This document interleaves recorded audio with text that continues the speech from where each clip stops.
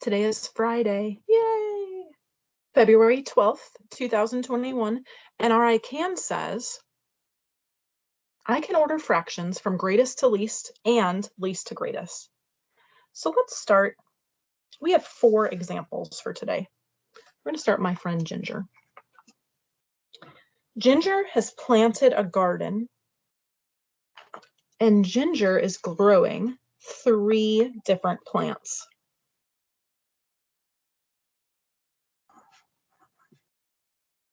She's growing veggies. All right, she's growing tomatoes. She's growing cucumbers. And she's growing peppers. And yes, we're probably right. They did not need to be capitalized. Okay. Look, it's Friday. Okay. So she has 3/10 of the plants in her garden are tomato plants. 2/5 are cucumber plants, and 1/2 are pepper plants. Now, how can I figure out which one's the biggest if they all have different denominators?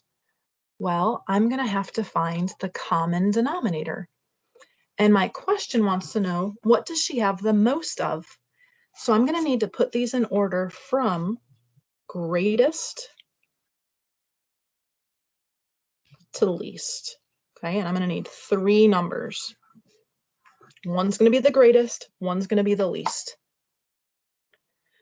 All right, so let's figure out what these numbers are worth. We have 3/10, 2/5, and 1/2. And I'm trying to find a common denominator.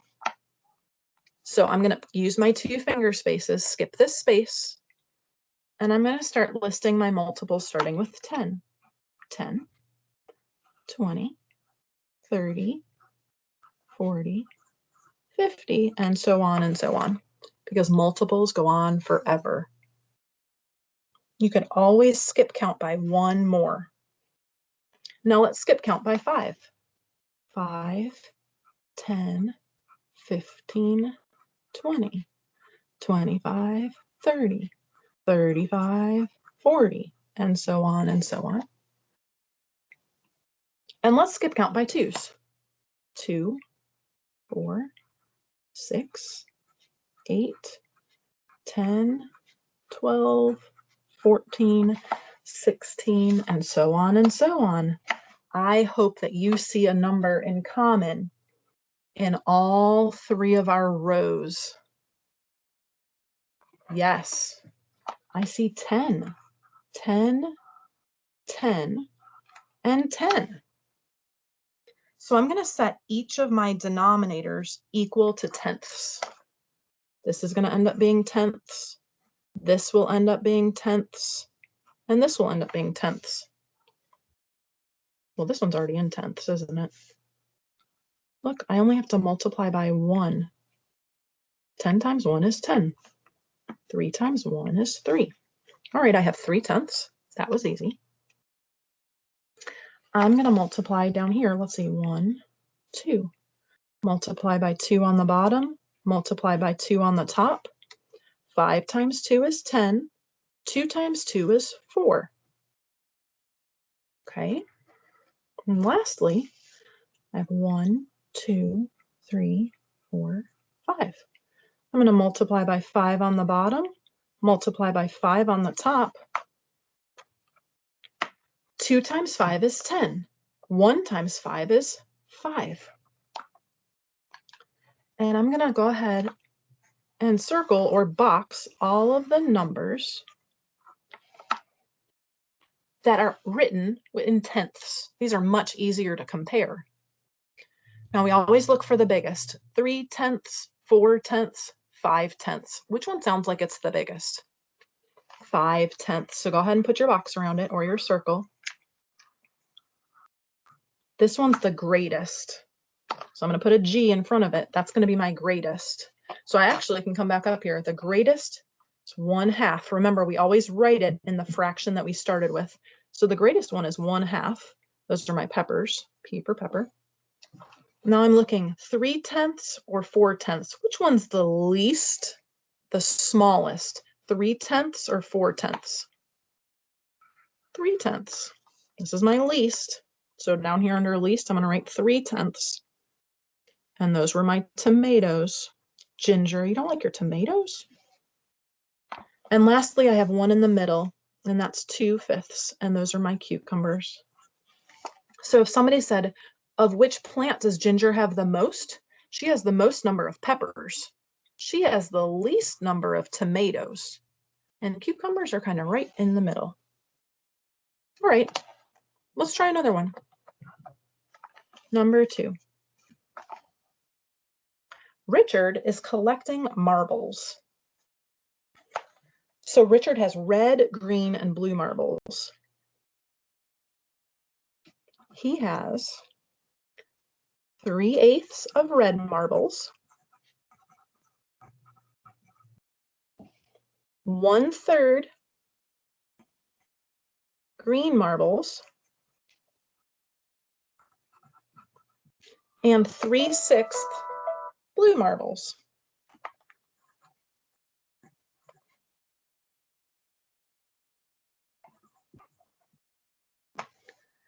We want to put Richard's marbles in order from least to greatest.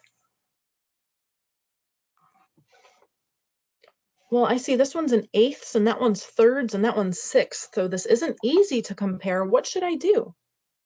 I need to stack them and find a common denominator. So I have 3/8, I have 1/3, and I have 3/6. And this one worked out perfectly. I did not run out of room. I'm going to start by skip counting by 8. 8, 16, 24, 32, 40, and on and on and on. 3, 6, 9, 12, 15, 18, 21, 24, and on and on and on.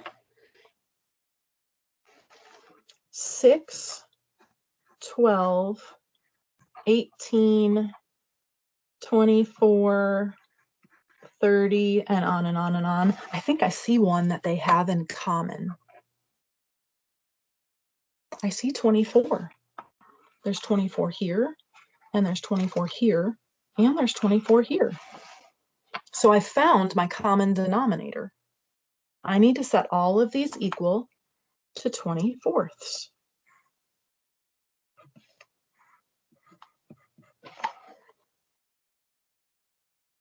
So now we're wondering, what number should we multiply by? Well, we're not going to guess. We're going to count. 1, 2, 3. Multiply by 3 on the bottom. Multiply by 3 on the top. What is 3 times 3? 9. All right, let's try the next one. 1, 2, 3, 4, 5, 6, 7, 8. Multiply by 8 on the bottom. Multiply by 8 on the top. 8 24ths. On the last one. 1, 2, 3, 4. I'm going to multiply by 4 on the bottom and multiply by 4 on the top.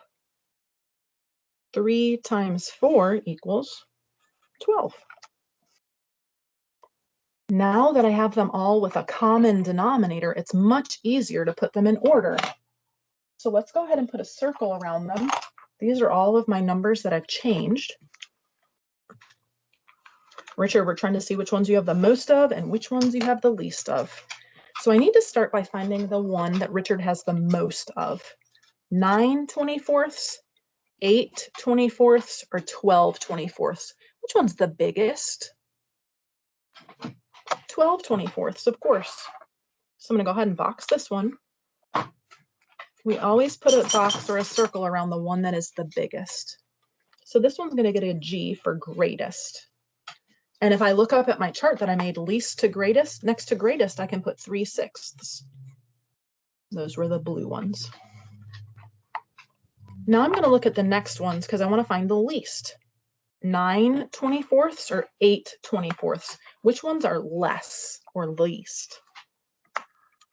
8 24ths for sure. So next to that one, I'm going to put an L for least. And then up on my chart, I'm going to write 1/3. And 1/3 was green. I don't like those green ones, huh?